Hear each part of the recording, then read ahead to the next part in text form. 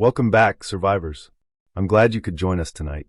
If you're enjoying these stories, don't forget to hit that subscribe button and give this video a like to help boost the signal. And as always, drop a comment with your city or country. I love seeing where you're all listening from. The silence was the hardest part. Not the dead, not the hunger, not even the weight of loneliness pressing on my chest every night. It was the silence.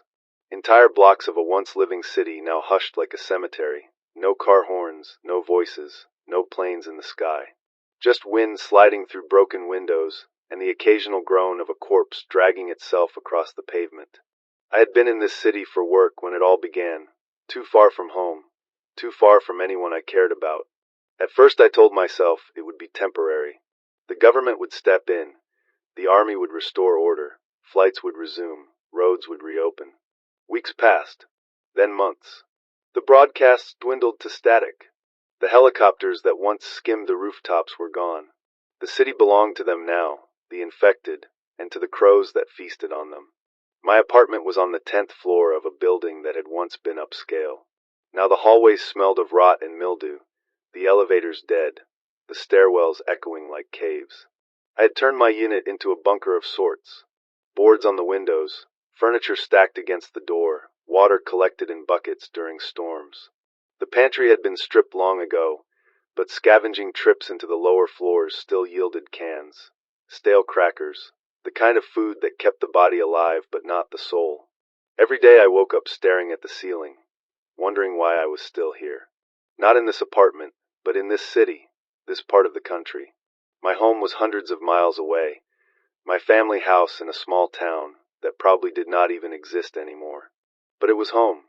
It was the only thing left that gave me a direction. The decision came quietly, like most things do after you spend too long alone. No fanfare, no dramatic moment. Just me standing at the window staring at the gray skyline and realizing I could not die here, surrounded by towers and strangers' bones. If I was going to die, it would be on my own soil, under the roof I once called mine. So I began preparing. I took stock of everything I had. A half-broken backpack, a revolver with 7 rounds, a fire axe scavenged from the stairwell wall, a water jug I filled from rooftop rain barrels, maps from a gas station convenience store, a lighter, a handful of batteries. These were not supplies for comfort, just survival. The roads out of the city were choked. I had seen them from the roof. Cars abandoned bumper to bumper, some burned, some with dried shapes slumped inside.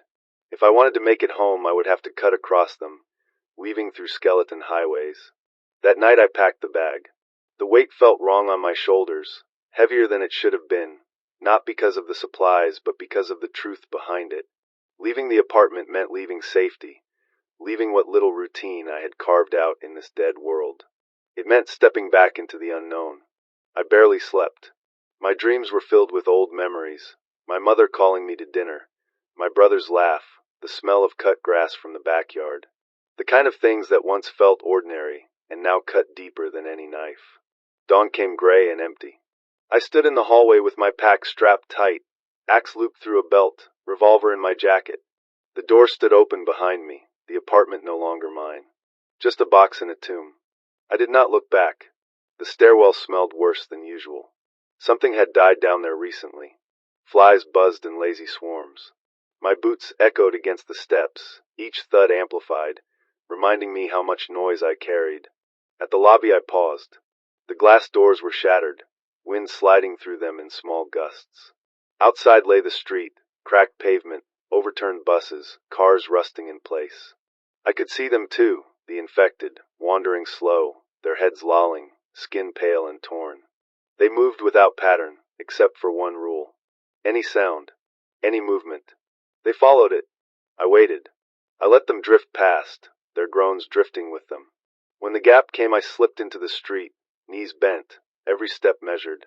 The city greeted me with its silence, only broken by the dragging of feet in the distance. The first mile was the hardest. Every alley seemed to hold a shadow. Every corner carried the risk of teeth. I moved quick but careful, keeping to walls, ducking behind wrecks, never letting my pace turn into a run. Running was noise. Running was death. I crossed a plaza once filled with food carts and vendors. Now the carts were overturned, trash scattered like confetti from a forgotten party.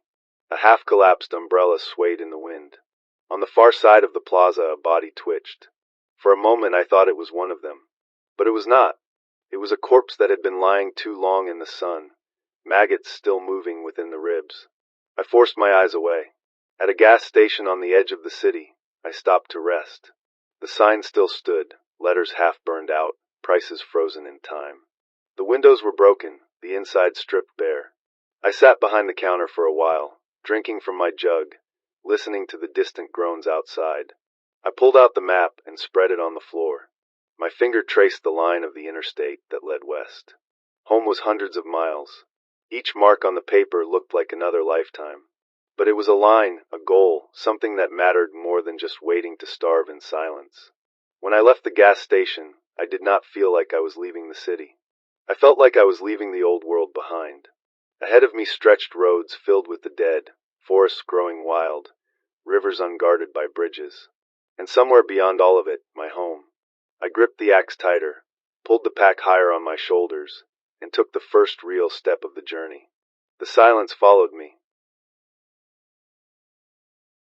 The city did not let me go easily. Leaving the outskirts felt like tearing myself from a web, every street sticky with memories, every empty window staring down at me. I kept moving west, pack heavy on my back, axe bumping against my thigh. Each step carried me further from the cocoon of isolation I had built, and deeper into the wild silence of the world that was left. The interstate appeared sooner than I expected, a wall of metal frozen in place.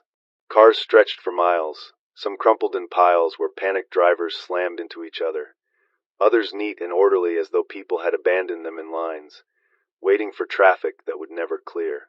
Doors hung open, some smeared with old blood, some with nothing inside but bones. I climbed onto the hood of a sedan to get a better view. The road stretched ahead like a scar, straight and endless, broken only by the silhouettes of figures shambling between cars. They were scattered, not a herd yet, but enough to turn my stomach tight. I moved slowly along the line of vehicles, ducking between them, keeping low. The air smelled of rust, rot, gasoline that had long since evaporated. I passed a van with cartoon stickers fading on the glass. Inside were 2 seats, empty except for dried stains that told the rest of the story. My throat tightened. I pushed forward. Every sound mattered now. The click of gravel under my boot, the scrape of my pack brushing against a mirror. Each noise felt like a flare shot into the sky. Twice I froze as heads snapped up, eyes clouded and mouths hanging open. They listened, sniffed, then turned away again when no new noise followed. I forced myself to breathe through my nose, shallow and controlled. Heartbeat loud in my ears. By midday the sun baked the asphalt, waves of heat rising from the road.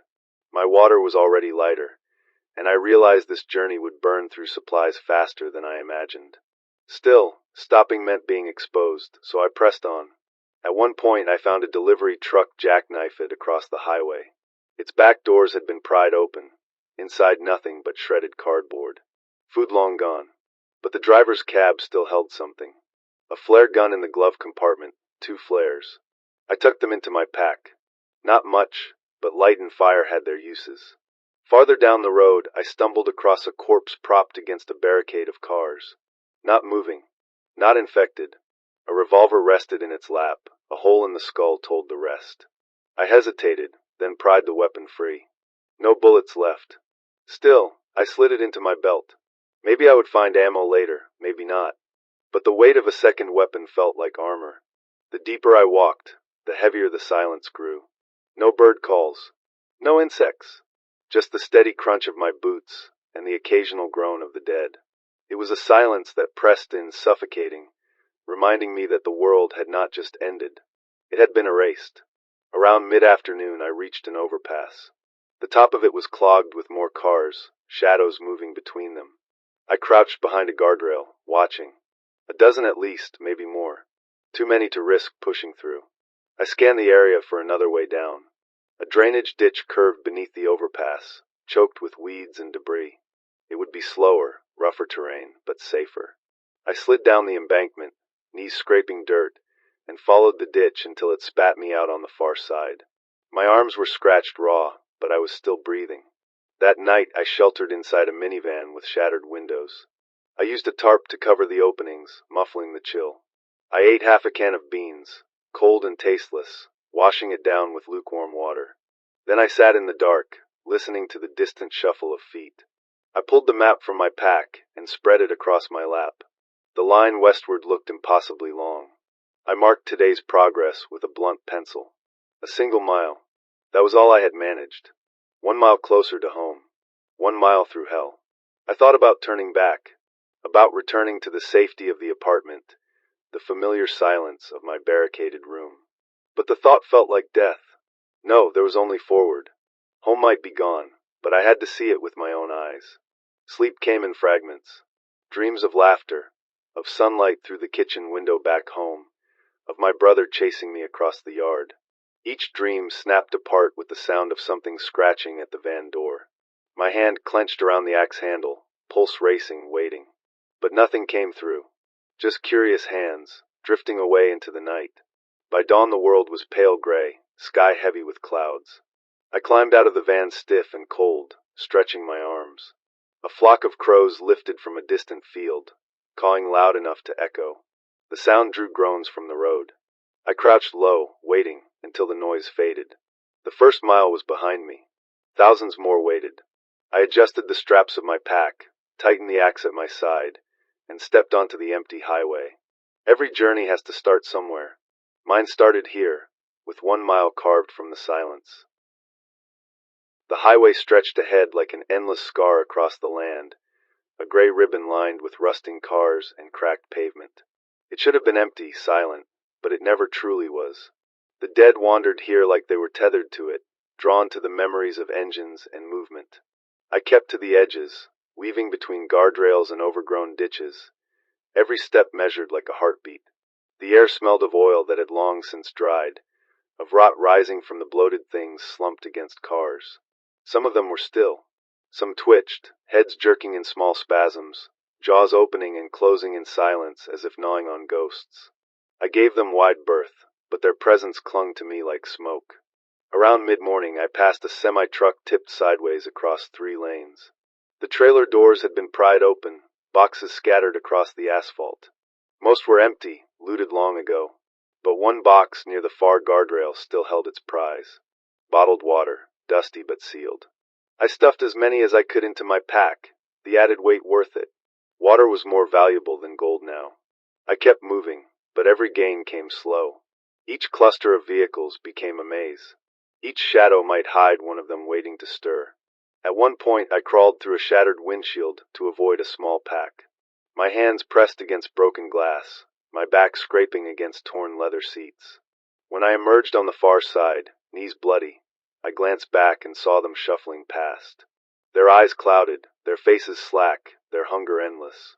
The world felt narrow on the highway. No open fields to run to, no forests to vanish inside. Just pavement and barriers, like walking through a coffin 100 miles long. I realized why people had died here in such numbers. The road had been a trap from the beginning, a place where the panicked and the slow had nowhere to go but forward, straight into the jaws of the outbreak. By noon the sun broke through the clouds, heat radiating from the asphalt. My shirt clung to me, sweat mixing with dust. I ducked into the shade of an overturned bus to rest. Inside, seats torn, windows shattered, the smell of rot heavy. A backpack lay wedged between 2 seats.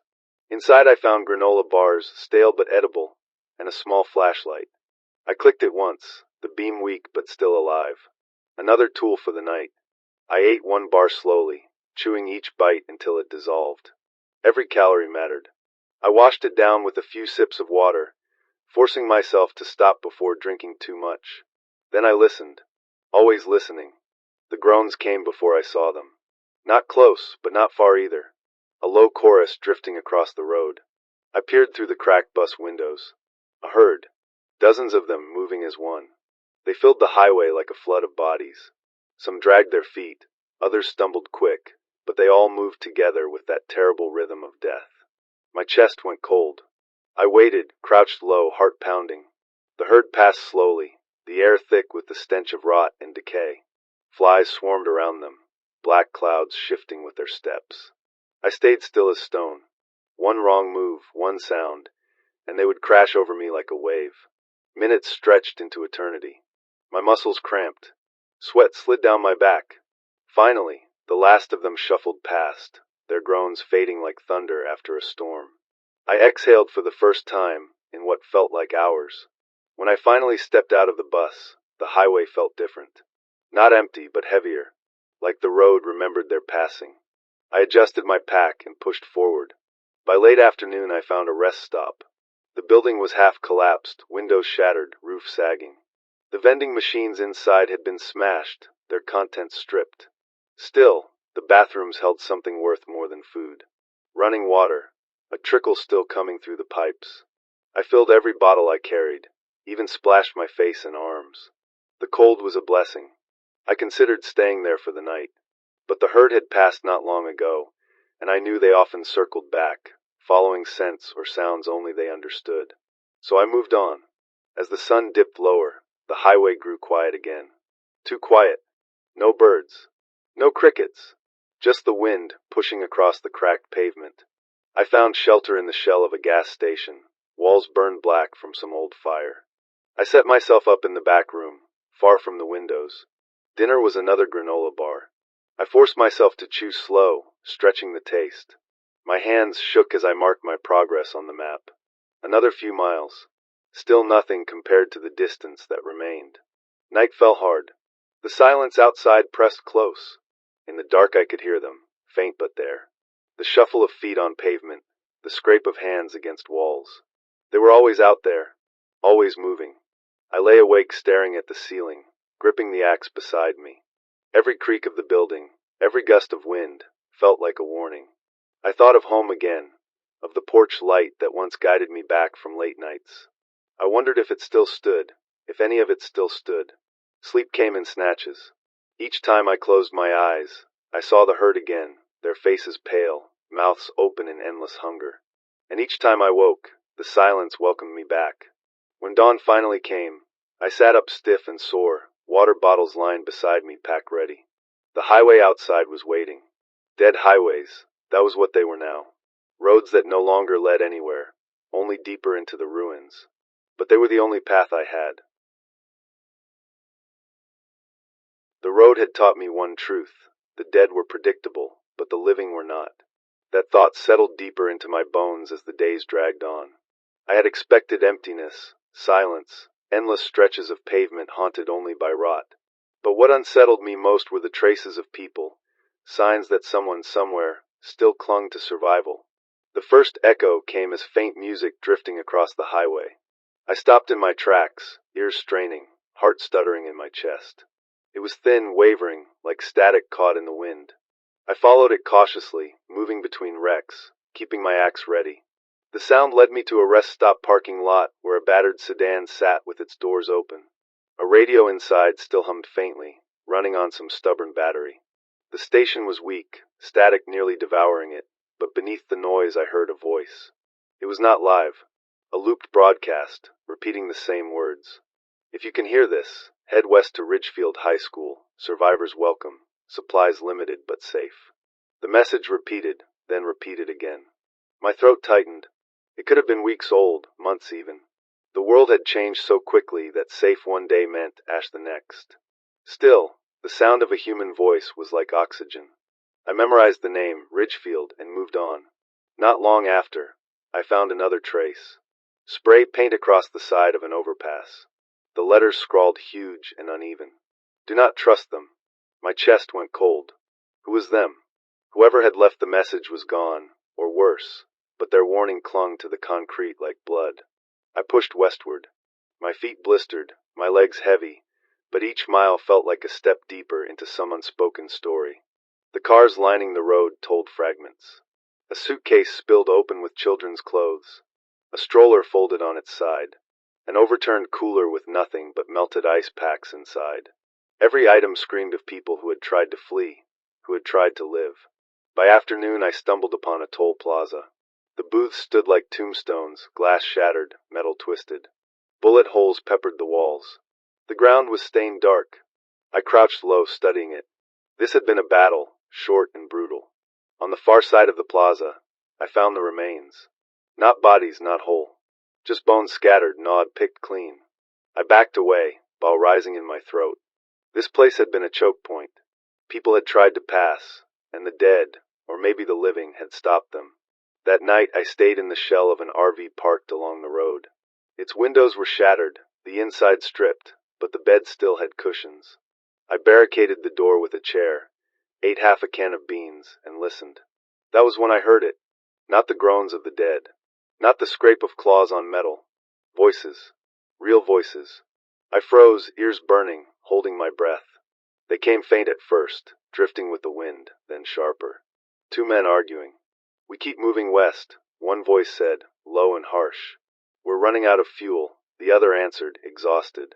Their words blurred after that, carried away by distance. But they were close. Too close. I pressed myself against the wall, axe in hand, every muscle tight. Minutes crawled. The voices grew fainter, moving away. Finally they faded altogether. I sat there in the dark, heart racing. The dead scared me, but the living terrified me more. I thought of the spray paint on the overpass. Do not trust them. Whoever they were, I would take that advice. Sleep never came that night. Every creak of the RV, every sigh of the wind, felt like footsteps. I stared into the dark until my eyes ached. At dawn I pushed forward again. The world outside was gray and damp, a thin drizzle soaking the asphalt. My boots squelched in shallow puddles. The rain muted the sounds of the dead, but also muffled my own. It was both shield and curse.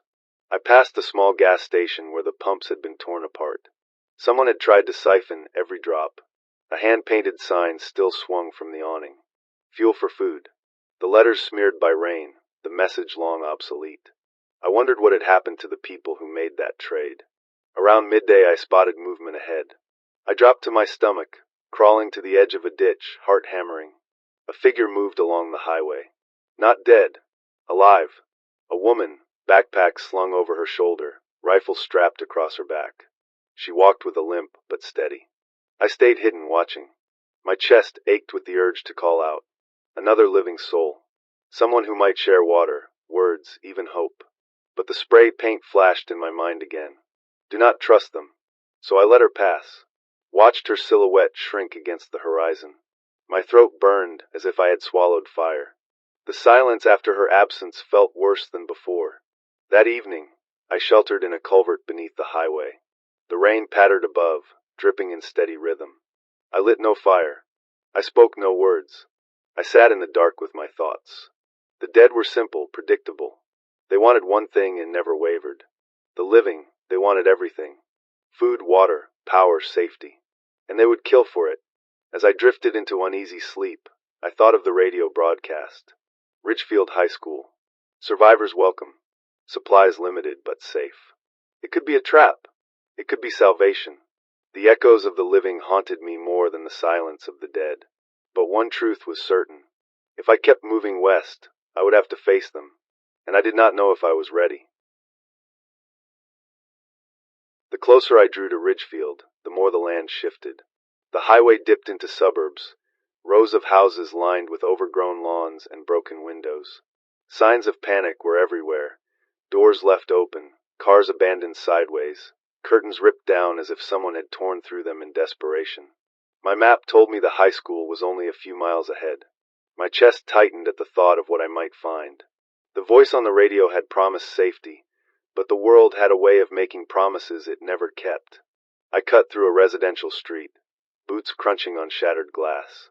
Bikes lay rusting in driveways, toys half buried in weeds. Mail still stuffed into boxes swollen with rain. The silence pressed down heavy, as if the neighborhood itself held its breath. Halfway down the block, I froze. A figure stood in the middle of the street. Not stumbling, not groaning, just standing. A man, tall, shoulders slumped, staring at the ground. I held still, axe ready. Slowly his head lifted. Clouded eyes, slack jaw, skin gray. One of them. But he didn't move. Just swayed lightly like a tree in the wind. The rain dripped from his hair, down his hollow cheeks. I crept wide around him, every step careful.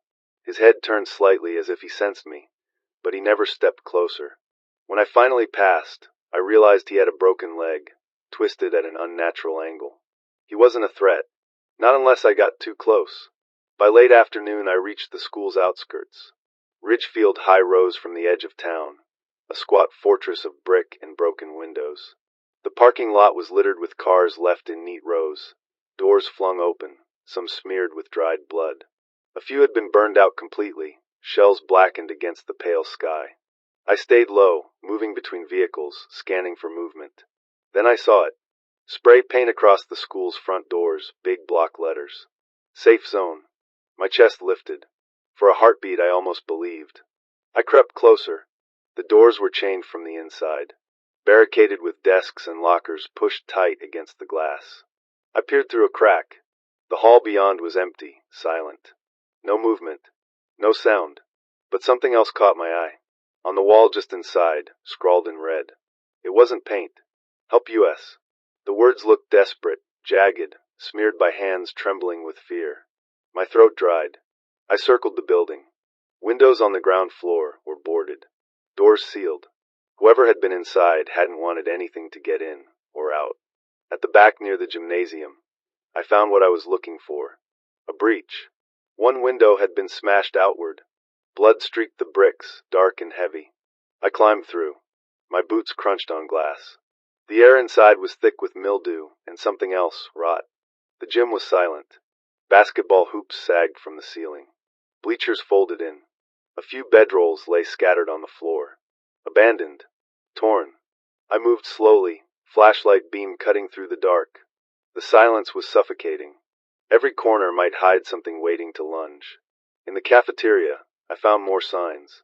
Tables pushed into barricades. Food wrappers scattered. Cans stacked in neat rows, most emptied, some rusting. A pair of shoes sat in the middle of the floor, small, children's size. I whispered under my breath, but the words felt like ash. Whoever had been here was gone. I pressed deeper into the school.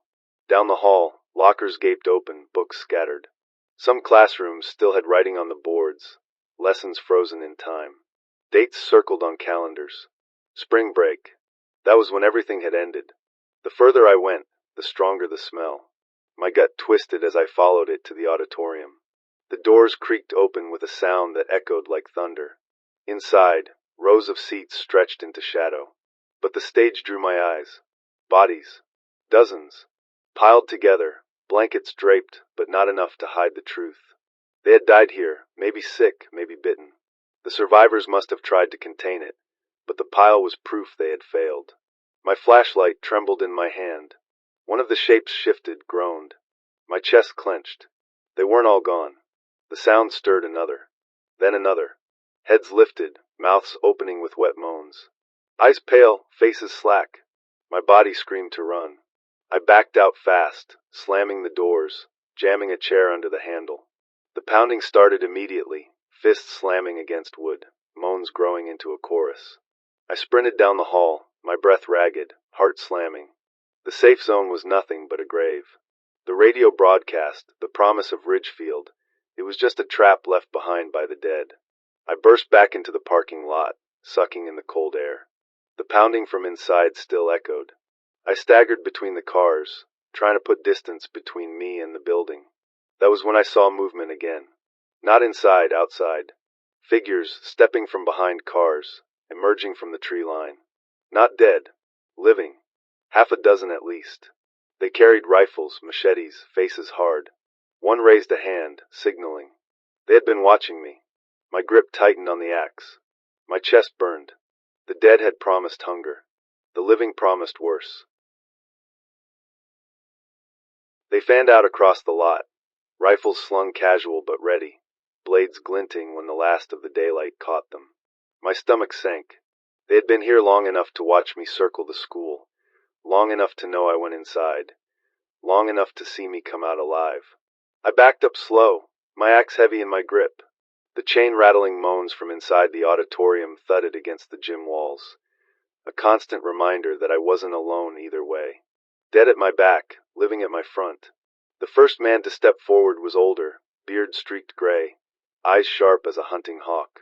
He didn't speak with words, he just gestured with two fingers, a motion that said drop the weapon. My gut twisted. I knew what happened when people gave up their only weapon. I had seen it in the wreckage of cars, the bones scattered near toll booths. People trusted the wrong voices and ended as meat. I shook my head once, firm, clutching the axe tighter. His jaw twitched. A silent command passed among them. 2 broke left, 2 broke right, circling. I retreated another step, boots crunching glass. Inside the school, the pounding grew louder, like the dead inside had caught the scent of life again. My heartbeat kept time with their fists on the doors. The graybeard finally spoke, his voice rough, guttural. Not a greeting. A warning. Give it. I didn't. That was when one of them made a mistake, stepping too close without checking the car he leaned against. From under it, pale arms clawed out, a dead thing dragging itself free from where it had wedged beneath the frame. It latched onto his ankle, teeth snapping inches from his boot. Chaos broke. The man cursed, stumbling, the others shouting, weapons coming up too fast and too sloppy. I saw my chance. I swung the axe hard at the nearest, not the man on the ground, another who had leaned too close. The blade split his collar and drove down into ribs, hot spray hitting my face. He fell, screaming, and the others spun toward me. The gunshot rang like a bomb. A bullet tore into the hood of a car near me, sparks flying. Another shot, glass shattered. I dove behind a sedan, chest heaving, ears ringing. The man still tangled with the corpse screamed again, as the thing's teeth finally found his calf. Blood sprayed. The graybeard shouted, a command I couldn't catch, but the others were already firing wild. The sound drew more. From the tree line, shadows lurched. From the far side of the parking lot, groans lifted. The noise had called the herd. I bolted low, darting between vehicles. A bullet clipped the mirror above me, but I kept moving. The pounding inside the school had become thunder. I didn't need to look to know the auditorium doors were giving way. I reached the edge of the lot, lungs burning, and ducked behind an overturned SUV. For a moment I dared a glance back. The men had turned their guns on the dead that poured from the gym doors. Pale arms clawing, mouths yawning wide, the wave of them spilling like floodwater. One of the survivors went down, dragged screaming under a tide of teeth. The graybeard fired precise, calm, but even he couldn't hold back the flood. His eyes cut across the lot, scanning, and landed on me. For a second, a flicker of something like calculation. Then I was running again. I tore down the street, lungs tearing with each breath, boots slapping the wet asphalt. Behind me the gunfire echoed, the scream sharper than any bullet. The town that had promised safety was now a crucible, burning the last illusions of trust one had. I didn't stop until the noise faded into nothing but memory. By nightfall I reached the outskirts again, the silent houses watching me from their hollow windows. I ducked into one, a narrow single story with broken blinds and a smell of dust. I checked every room, every closet, every shadow, before finally sliding down against the wall. My chest heaved. My arms shook. The radio had promised Ridgefield High. The overpass graffiti had warned not to trust. Both were true. I ate a stale granola bar I had been hoarding, each bite chalk in my mouth. My eyes burned from smoke and gunpowder. My ears still rang. When I finally closed my eyes, I didn't see the dead. I saw the living. The graybeard's eyes catching mine. Cold. Calculating. Like he had weighed me in that second, and decided he would see me again. Sleep came shallow, restless. Outside, somewhere in the distance, the echoes of gunfire continued, and I knew the road west would only lead me deeper into those echoes. Morning came like a thief, pale light creeping through broken blinds, touching me with no warmth. My body ached from sleeping against the wall, every joint stiff, every muscle ready to snap like the bowstring of a weapon left too long drawn. I stepped outside cautious, axe in hand. The neighborhood was hushed, no birds, no dogs, just the soft whistle of wind through eaves. Blood had dried in the street, black trails marking where someone had dragged bodies or where the dead had dragged the living. I walked fast but careful, ears straining for anything but silence. The map folded in my pocket told me 2 paths forward.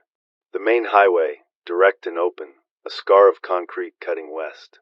Or the back roads, slower, winding through farmland and woods, places where silence could hide things worse than noise. Crossroads, the choice sat heavy. Straight west meant speed but exposure. Every herd could pin me. Every bandit could see me coming. Backroads meant safety and shadows, but more miles, more hunger, more time before home. I moved toward the highway first, climbed a rise that gave me view of the asphalt stretch. What I saw made my blood sink cold.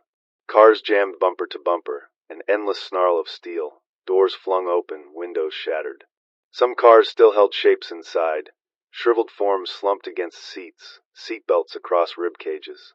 The dead had been trapped by their own escape, and moving among them, slow, steady dozens. Maybe more. A herd flowing between the wrecks, gray arms brushing paint, jaws opening and closing with hunger that never faded. The highway was no road west. It was a grave. I turned back to the back roads, resigned. By noon I was on cracked pavement barely wide enough for 2 cars, weeds pushing through the center line. Every mailbox leaned broken. Every farmhouse watched with hollow windows. The quiet was worse than the groans. It let my mind wander. I thought about my family, faces blurred by months of distance. My mother's voice when she worried. My father's silence when he was angry.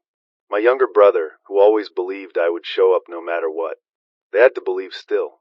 If I let myself think otherwise, my steps would stop. I reached a crossroads marked by a rusted sign. The arrows pointed nowhere, paint worn, names unreadable. But one road dipped into low fields, another rose into wooded hills. That was when I saw movement, not dead, not yet. A woman, thin, stumbling from a barn at the edge of the fields. She clutched something wrapped in cloth, staggered, fell to her knees. My heart lurched. Living meant risk, always. But leaving her meant I wasn't human anymore. I approached slow, axe ready. She lifted her face when I neared, eyes hollow, lips cracked. She whispered something I couldn't hear, voice thin as thread. I knelt closer. She unwrapped the cloth bundle. Inside was a baby. Skin pale, chest barely rising. Alive but weak. My chest clenched tight. The weight of what survival had turned into pressed harder than any herd. She begged without words, only with her eyes. I had no milk, no medicine, barely enough food for myself. Carrying them meant slowing, meant exposing myself. Leaving them meant losing what little soul I had left. The crossroads wasn't just roads anymore. It was who I was. I pressed water from my bottle to her lips, then to the baby's. The woman trembled, hands shaking as if she hadn't felt kindness in weeks. But before I could think further, the sound came. Moaning, wet, staggered. From the barn, shadows spilled. A half dozen, maybe more. Drawn by her collapse, by our noise, by the scent of life too close. She looked at me, eyes wild, then at the baby. Her lips formed one word, take. I couldn't breathe. The dead poured forward, arms reaching, mouths yawning. I grabbed the bundle, heavier than I expected. She stayed kneeling, no fight, no scream. Just tears that cut tracks through her dirt-streaked face. I ran. The baby whimpered once, tiny, weak, but enough to draw the herd behind me. I sprinted across the field, tall weeds slapping my legs, barn moans echoing behind. I didn't look back. Couldn't. By the time I reached the far road, my chest felt split open, lungs raw, legs shaking. I ducked behind an abandoned tractor, clutching the bundle to my chest. The baby's eyes flickered open, cloudy blue, then closed again. I pressed my back to rusted metal, shaking. The mother's face wouldn't leave me. The choice. The weight of it. Crossroads. Always crossroads. Night fell with me still crouched there, listening to distant moans drift across fields. The baby stirred, whimpered, then fell silent. I had no way to keep it alive long, not out here. Not with nothing. But I knew one thing, I couldn't let it die alone. And so I rose, bundle in arms, and stepped once more onto the road west. The baby weighed less than my pack, yet somehow it felt heavier than all the miles I had walked. Each step carried not just my own survival, but something far more fragile. My arms ached from holding the bundle close, my chest tight with fear that one cry too loud would bring the dead down on us.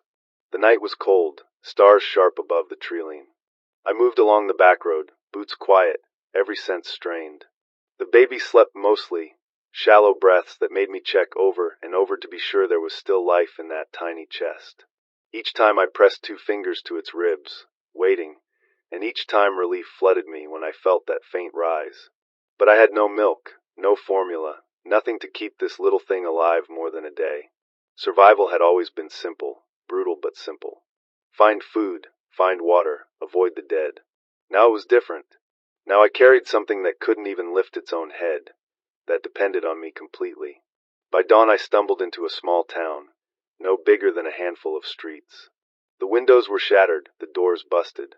I ducked into a corner store, glass crunching under my boots. Shelves stripped bare long ago, only dust and wrappers left. But behind the counter, tucked near a broken cooler, I found it. A single can of powdered formula, dented but sealed. I laughed, or something like it. The sound cracked my throat raw. I searched for bottles, found only one plastic water bottle with a cracked top. I cut it, fashioned it into something like a funnel. It would have to do. I mixed the powder with the last of my clean water, prayed it wasn't spoiled, and fed the baby drop by drop. The tiny mouth latched, weak but hungry. For the first time since I picked up the bundle, I felt something close to hope. But hope was a knife double-edged, because the sound of the baby sucking echoed louder than it should have in the ruined store. And the dead heard everything. It started with one, dragging itself across the street, arms clawing, jaws slack. Then 2 more stumbled from an alley. Then 5. Then 10. I stuffed the can back into my pack, clutching the baby tight.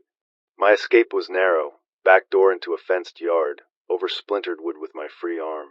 I hit the ground hard, knees screaming, but I didn't stop. The road beyond led into woods, overgrown but passable. I ran until my lungs felt carved from glass, until the cries of the dead faded. When I finally collapsed against a fallen tree, the baby stirred, tiny fists clenched, then relaxed. Alive. Still alive. The day passed with me moving from shadow to shadow, ears tuned for every snap of twig. I found a stream by evening, knelt to drink deep, but I couldn't trust the water for the baby. Infection ran in every drop now, too much rot in the world. I boiled some in a dented pan I carried, small fire hidden under branches, praying no smoke betrayed me. I sat there long into the night, the baby against my chest, listening to the crackle of fire and the far-off groans. My arms cramped, but I didn't let go. The truth pressed heavier than the child. I couldn't keep this up. A day, maybe 2. Without more supplies, without others, the baby would die. And maybe me with it. But when I looked down at that tiny face, pale but peaceful in sleep, I knew I couldn't leave it behind. Not after the mother's eyes begging me. Not after the weight she had placed in my arms. I thought about my own mother, how she used to watch over us at night, how her hands always seemed steady no matter the storm. I wondered if she was still alive, if I was carrying this baby back to a family that no longer existed. And yet I kept walking west. At dawn the road split again. To the north, signs of civilization, smoke rising faint in the distance. Could be survivors. Could be raiders. To the west, silence, only trees and the endless promise of more road. My arms trembled as I shifted the baby. The weight was nothing, yet it bent me lower than hunger or fear ever had. Burdens. That was survival now. Not the weight of food, not the weight of weapons, but the weight of choices. I stood at that fork, baby breathing steady against my chest, and knew the road west would never be mine alone again. The smoke on the horizon was faint at first, a gray thread twisting into the morning sky. But the longer I watched, the more certain I became. Someone had fire out there. Not accident, not storm, fire set by hands that still lived. The baby shifted against my chest, small sounds like murmurs of a dream. I touched the bundle gently, steadying it.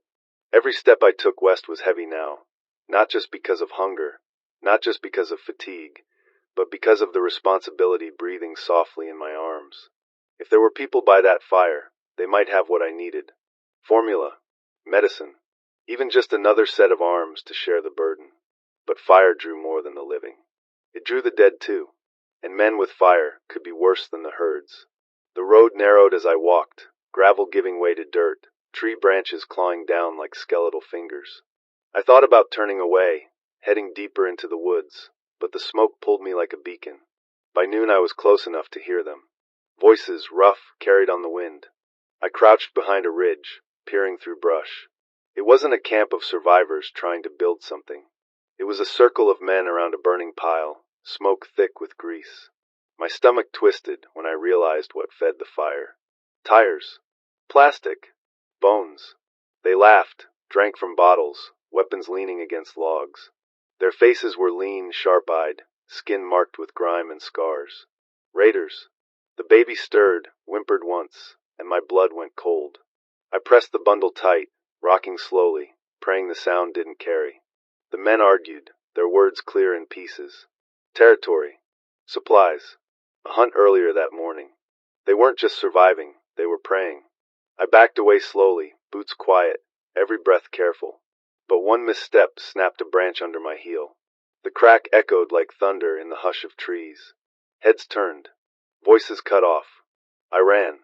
Branches tore at my arms as I crashed through brush, baby clutched close, heart slamming against my ribs.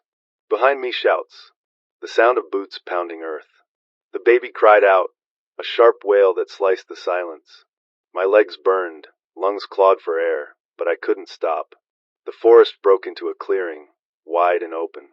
Too exposed. The men were close behind, their curses carrying on the wind. I scanned frantic, found a broken fence, barbed wire sagging, and forced myself through. The wire bit my arms, tore skin, but I didn't slow. On the other side was farmland gone to ruin. Rows of dead crops, a barn slouched with rot. I dove inside, dark swallowing me. The barn smelled of dust and mold, hay blackened with damp. I crouched in the shadows, baby against my chest, breathing shallow. Outside, voices called, angry and searching. Minutes passed like hours. The footsteps circled, then moved off. But I knew better. Men like that didn't give up easy. I waited until dusk before slipping from the barn. The baby had quieted, exhaustion pulling it into sleep. My arms trembled from holding it so long, muscles screaming. The smoke still smeared the horizon behind me, but ahead I saw something else. Flickers of light. Lanterns maybe, steady and warm. Not the wildfire of raiders, but something more controlled. Another camp. Another chance. Or another trap. The baby whimpered, lips rooting against the cloth for milk I didn't have. I pressed my forehead to the bundle, despair clawing through me. West. Always west. I moved toward the faint glow, every step weighed down by fire behind and uncertainty ahead. The horizon wasn't just fire anymore. It was choice, and I had no choice left but forward. The glow rose steady from the valley ahead, a soft halo that trembled against the dark. Lanterns, not fire, not smoke-choked ruin like the raiders. My stomach clenched with the weight of hunger, but more than that, with the hope of people who weren't tearing each other apart. The baby whimpered weak against my chest, tiny fists pressing against the cloth. I stroked the back of its head, whispered nothing sounds into the night air, words I didn't even hear myself. It was all instinct now, the voice of comfort I didn't know I had. I came down the ridge slow, crouched low, careful not to silhouette myself against the moon. The closer I crept, the clearer the camp became. 3 tents strung tight between poles. A cooking pot hung over controlled flame. Lanterns hooked to sticks, their light circling a perimeter. And figures, 6 maybe 7, moving slow, not frantic, not cruel. But light was dangerous. Light drew everything. I settled in the tree line, listening. Voices floated on the night air. Calm tones. Conversation. A laugh here, quiet but real. I couldn't remember the last time I heard laughter that didn't carry a knife edge. The baby stirred again, soft whimper turning sharp. My arms tightened, rocking gently, but I knew I couldn't keep it muffled forever. The sound was small, but to ears that still remembered what safety was, it might sound like a thunderclap. I had 2 choices. Walk in, risk their suspicion, risk worse. Or stay in the dark, starve slow, watch the baby fade. I stepped forward. The shift in the brush made one of them turn. A man rose from his stool, lantern light flashing across his face. Early 40s maybe, beard patchy, eyes sharp. His hand went to the rifle by his chair. Hold it, someone else said. Another figure stepped into the glow. A woman, hair tied back, shoulders squared. She studied me like she was weighing a scale no one else could see. I stopped at the edge of the circle of light, lifted the bundle in my arms so they could see. Not a weapon, not a threat, just a weight that wouldn't let me rest. A murmur went through the group. The woman stepped closer, slow, hands visible. She didn't speak. None of them did. The baby whimpered, louder now, small voice breaking the silence. The woman's eyes softened for half a breath, then hardened again. She nodded once. "Bring him in," she said to the others. Two men moved, rifles still in hand but pointed down. They opened a gap in the lantern circle. I walked through, every muscle ready to fight, every nerve screaming trap. Inside the light, the world looked different. Real food simmered in the pot. Beans, maybe potatoes. I smelled salt. My stomach cramped with hunger so sharp I almost staggered. The woman gestured to a stool. "Sit." I lowered myself slow, baby still against my chest. She crouched low, level with me. "What's its name?" I swallowed. "I don't know." That landed heavy in the camp. Faces turned toward me, some suspicious, some pitying. I told them how I found it, mother torn, begging with eyes when her mouth could no longer form words. How I took the bundle without knowing why. How I carried it west because I couldn't do anything else. Silence wrapped the circle when I finished. The woman finally spoke again. "You're either the dumbest man left breathing, or the only one worth trusting." She reached into her pack, pulled out a tin, formula, dented but sealed. She set it on the stool beside me. My throat closed. I couldn't speak. Around me the camp moved normal again, some back to eating, some to tending the fire. A man refilled the lantern oil. Another strummed a guitar with strings missing, but still enough to make sound. I fed the baby with trembling hands, watching its lips close around the makeshift bottle. Its throat worked slow but steady. Each drop was life, more precious than bullets. For the first time since the outbreak, I let myself breathe without looking over my shoulder. But deep down, I knew light like this couldn't last. The dead always found fire. The living always smelled food. The lanterns burned steady in the night, and with them came both warmth and a warning. Hope was never free. I thought the night in the lantern camp would give me rest, but sleep was a shallow thing, always broken by small sounds. The creak of a rifle sling, the shuffle of boots near the perimeter, the crackle of firewood collapsing into ash. The baby slept deeper than I did, belly finally full, breath soft against my chest. For once, its cries were gone. That silence should have been comfort, but instead it left me listening harder to every other sound, waiting for what would come. Morning came gray, mist crawling low across the ground. The lanterns guttered out one by one. People moved with routine, efficient, like they had practiced this many times. The woman who led them, her name was Marin, set tasks like a commander. 2 to check traps, 1 to fetch water, 1 to scout the ridge. When her eyes settled on me, they were steady, unreadable. "You want to stay," as she said, "then you pull weight." I nodded, though my muscles ached and my legs felt like wood. She pointed toward the treeline where bundles of cut wood were stacked. "Bring more," she said. "The fire feeds us and keeps us warm." I handed the baby off to a young girl in the camp, barely 12, but with hands that knew how to cradle it like she had done this before. The baby didn't stir, just sighed, trusting strangers more than I did. The forest swallowed me with its damp silence. I cut branches, dragged fallen limbs, stacked them high. Each stroke of the hatchet was weight and memory.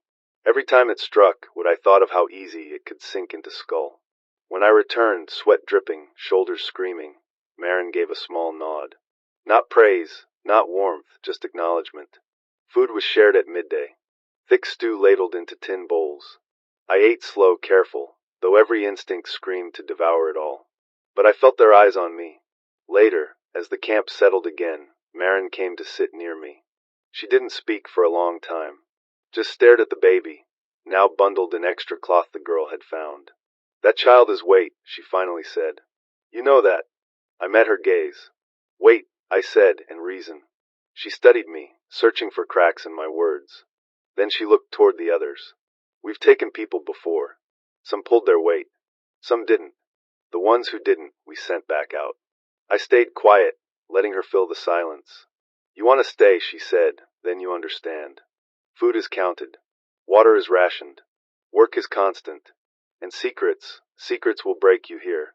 I thought of the raiders by the smoke, of the things I had done before I reached this valley. My silence stretched too long, and I saw the flicker of doubt in her eyes. I said the only thing I could. "I don't care about staying. I care about keeping the baby alive." Her expression didn't soften, but she nodded once and stood. The price was clear.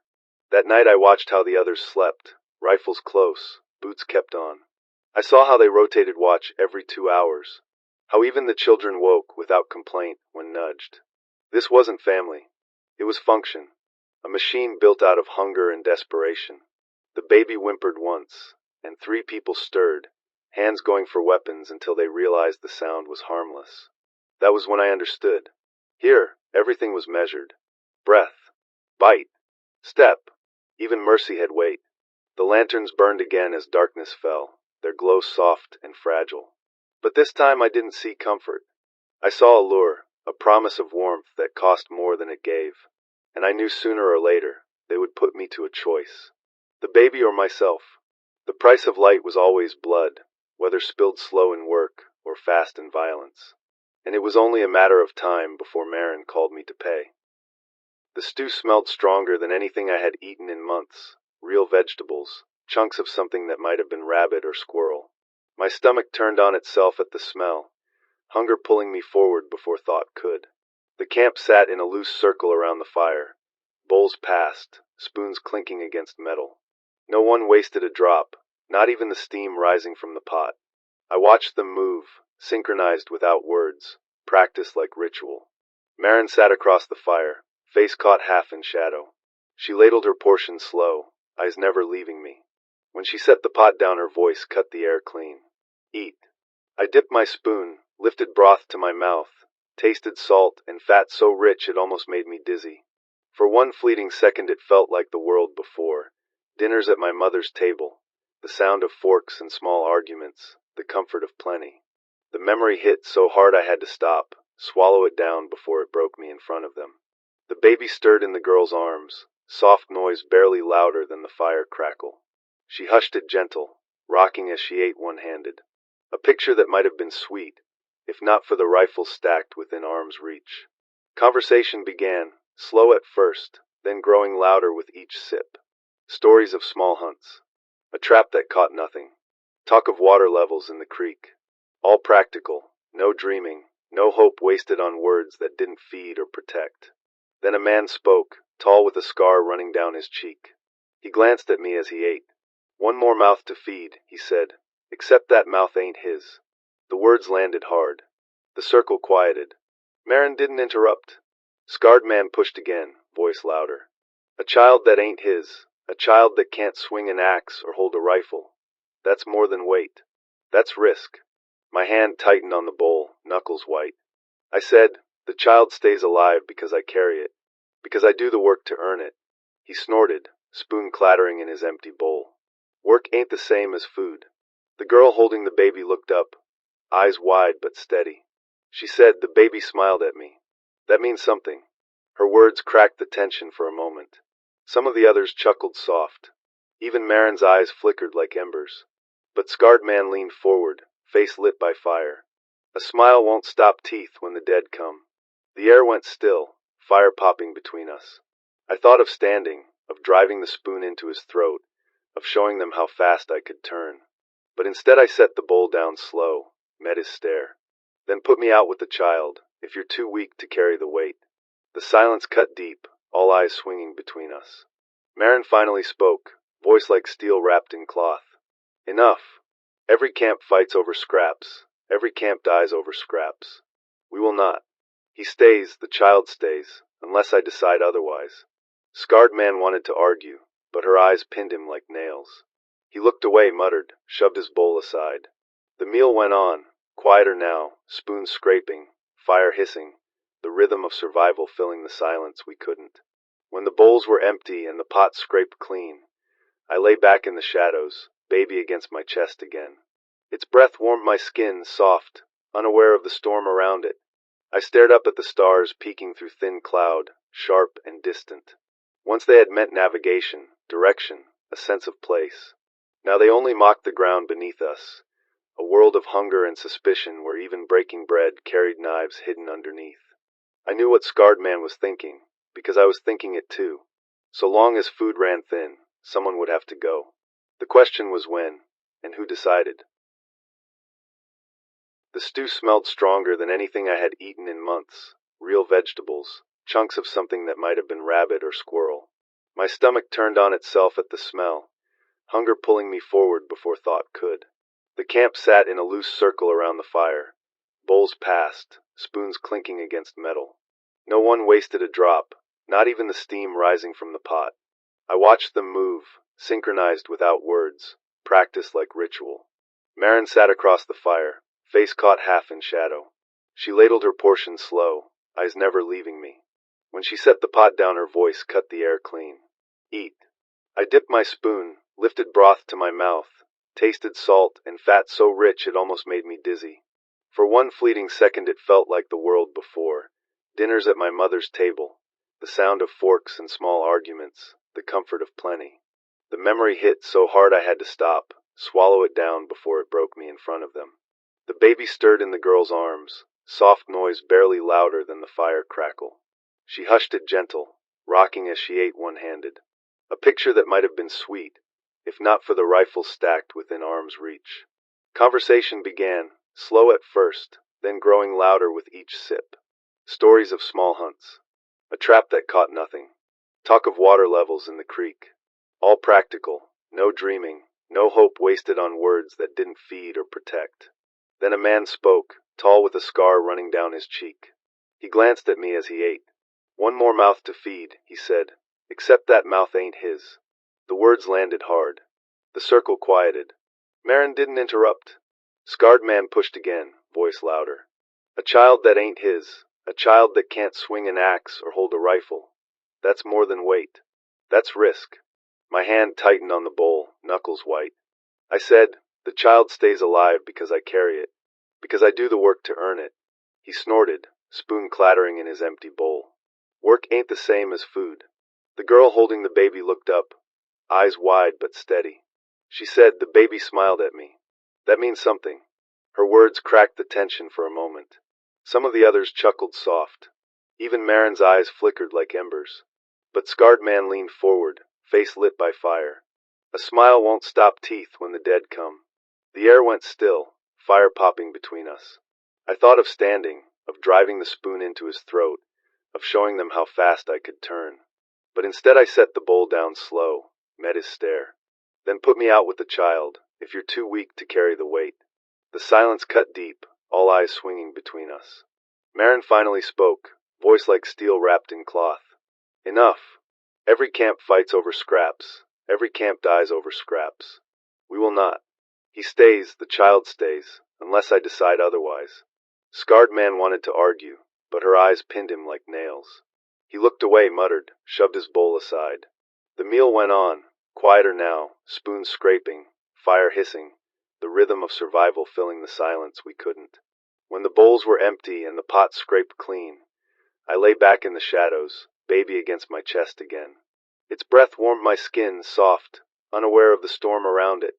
I stared up at the stars peeking through thin cloud, sharp and distant. Once they had meant navigation, direction, a sense of place. Now they only mocked the ground beneath us, a world of hunger and suspicion where even breaking bread carried knives hidden underneath. I knew what Scarred Man was thinking, because I was thinking it too.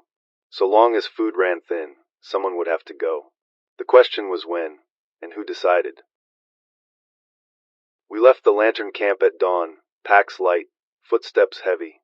The road bent west, cracked asphalt lined with burned-out cars and fields gone wild. The baby's breath was steady against my chest, but every mile felt heavier. No one spoke much. The silence wasn't peace, it was pressure. Scarred Man walked near the back, blade strapped easy at his hip. His eyes kept cutting toward me, waiting, weighing. By midday the sky turned gray, clouds pressing low. We stopped beneath the ribs of an old overpass to eat what scraps we had.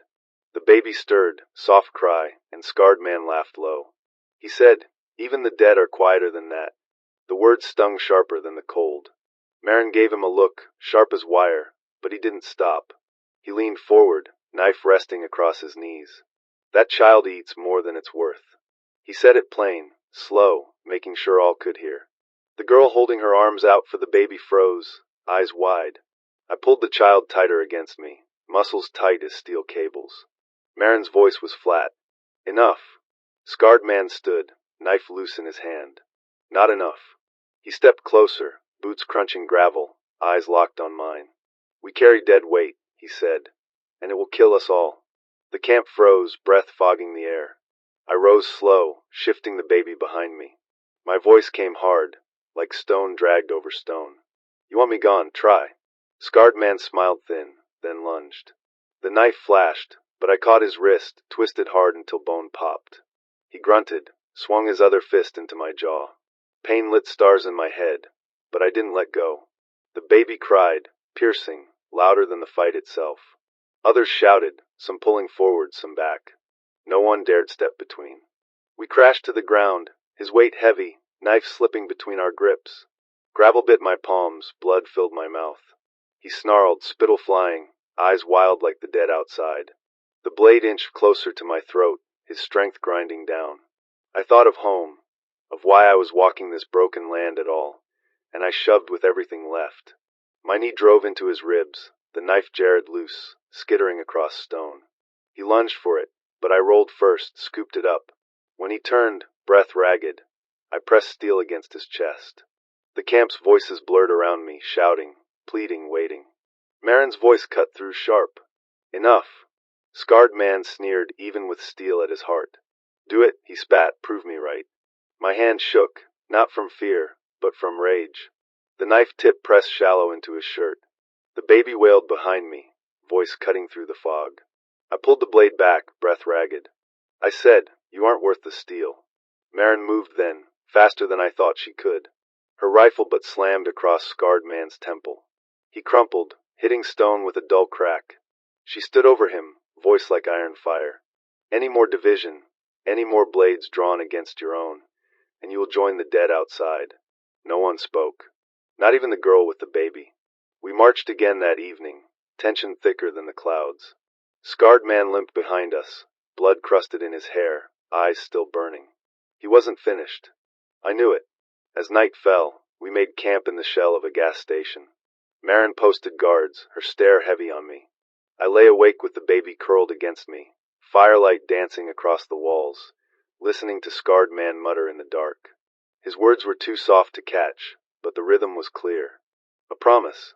The breaking had begun. And the worst part, it wasn't the dead clawing at our walls. It was the living beside me, waiting for the next strike. The last miles were the hardest. Not because of the dead, though they still wandered the fields and lined the roads, but because my body finally felt the weight of all I had carried. The baby pressed against my chest, warm, alive, and heavier than any pack I had hauled through wrecks and storms. We walked through smoke from old fires, husks of barns and houses blackened to bone. The camp was gone, scattered in blood and silence after Scarred man finally made his move. He had taken two with him before Marin ended it with her rifle. One shot, clean. When it was over, the group broke apart, some fleeing into the fields, some vanishing down back roads. Only Marin and the girl with the baby stayed with me for a while. But even they peeled away days later, heading east in search of something worth holding. So it was just me again, as it had started. Me and the child. When the first familiar sign appeared, half buried in weeds, my breath caught. The paint was faded, the words chipped, but I knew it. The green metal bent with rust said my town's name. Home. I kept walking. The houses looked smaller than I remembered, their roofs sagging, paint peeling, porches collapsed. Dead cars lined the curbs like tombstones. I stepped around toys left in yards, plastic soldiers sun-bleached and brittle. The dead were here too, of course. Stumbling across lawns, trapped behind fences, some sprawled in driveways where they'd fallen long ago. Their faces were strange and familiar both, neighbors blurred into rot. I moved past them quietly, no need to waste bullets this close to the end. I turned onto my old street, heart pounding harder than it had in months. The trees I had known since childhood stood skeletal, branches bare. Mailboxes leaned crooked, one with the paint of my family's name still faintly visible. And there it was, my house. The siding was cracked, windows broken, front door hanging loose. But it was mine. I stood there a long time, baby breathing steady against me, afraid to move closer, afraid to find what waited inside. When I finally stepped onto the porch, the wood groaned under my boots. I pushed the door open, hinges screaming. The smell hit first, old dust, mildew, something faintly sweet beneath. I walked through the living room, Couch overturned, pictures shattered on the floor. I crouched and picked one up, glass biting into my palm. It was me, my family, smiles frozen in another life. I felt my throat close, the kind of ache no wound could match. I moved to the kitchen. The table was still there, chairs pulled out like someone had left in a hurry. On the counter sat a coffee mug, dried to rings. I didn't want to see the bedrooms, but I had to. Up the stairs, each step a drumbeat in my chest. I pushed the first door open, my daughter's old room. The posters were still on the walls, edges curling, stuffed animals on the shelf slumped with dust. The bed was made neat, untouched. I checked the next room. Empty too. At the end of the hall was my room. I stood in the doorway, hand on the frame, not ready. Then I went in. The bed was stripped bare. Closet doors open. No bodies. No blood. Just silence. I let out a breath I didn't know I'd been holding. They hadn't died here. Maybe they had fled early. Maybe they had made it somewhere else. I would never know. But the house didn't reek of death. That was enough. I carried the baby to the living room and sat on the floor. The walls felt thinner than they once had, the air colder. But for the first time since the world fell apart, I was home. The child stirred, eyes blinking up at me. Not mine by blood, but mine now. I whispered, not with words but with breath, a promise that this place, or some place, would be enough. Outside, a lone walker staggered down the street, dragging one foot behind. It turned its head as if sensing life inside the broken house, then kept moving. I leaned back against the wall, eyes on the ceiling, body sinking into the weight of the journey. 1,500 miles of ash and blood and silence, and it brought me here, to walls that no longer sheltered anyone, to memories sharper than blades, but also to possibility. The world was gone, but life remained. I had carried it across highways, through storms, past raiders and fire. I would carry it still. The house was empty, but I was not, and in that, there was enough to keep breathing. Enough to keep walking if I had to. Enough to keep living.